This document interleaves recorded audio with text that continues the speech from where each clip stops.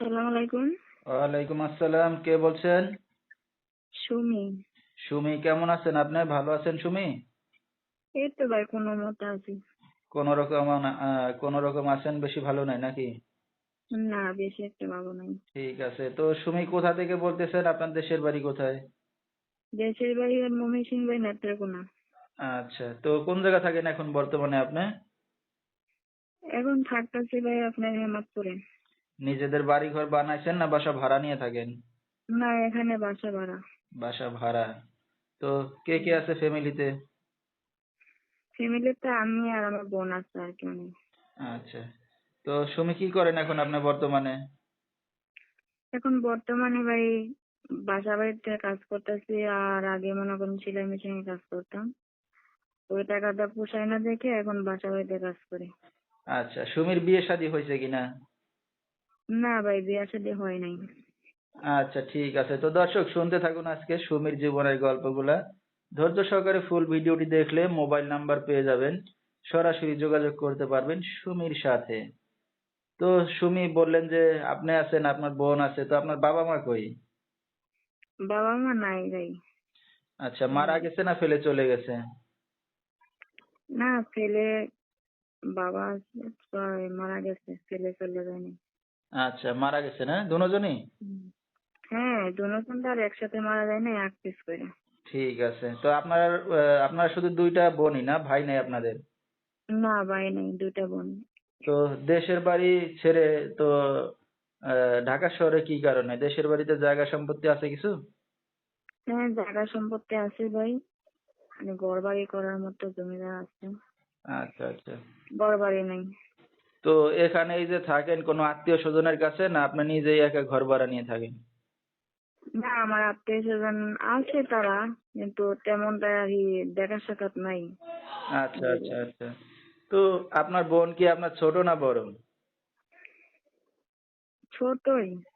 আচ্ছা। এত তো ছোট না। লেখাপড়া করে না বাসাতেই থাকে? না, লেখাপড়া করতেছে। আচ্ছা। তো আপনি এখন কাজ বাজ করে আপনি আর আপনার বোন দুইজনে মানে চলতেছেন না?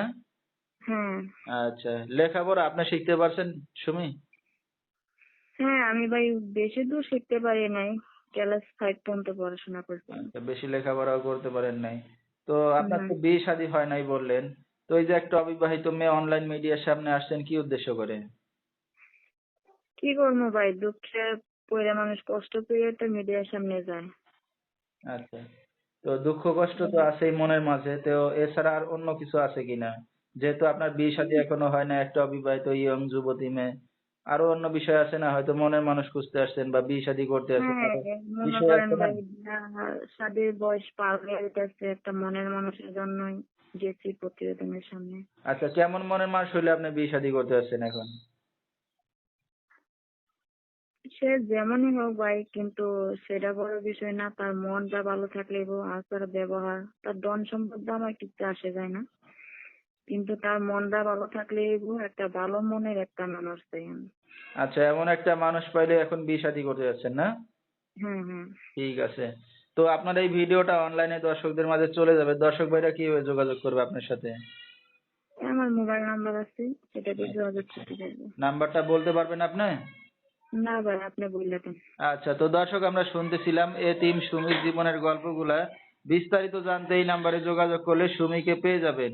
01891932467, এই নাম্বারটাই হলো সুমির। তো সুমি, রাত বিরাত্রে অনেক দর্শক আপনাকে ফোন দেবে, কোনো সমস্যা হবে আপনার?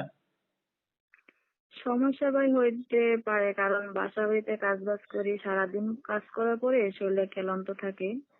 কেউ যদি ভাই যোগাযোগ করতে চায় 10টা 11টার মধ্যে যোগাযোগ করতে পারবো আমার সাথে।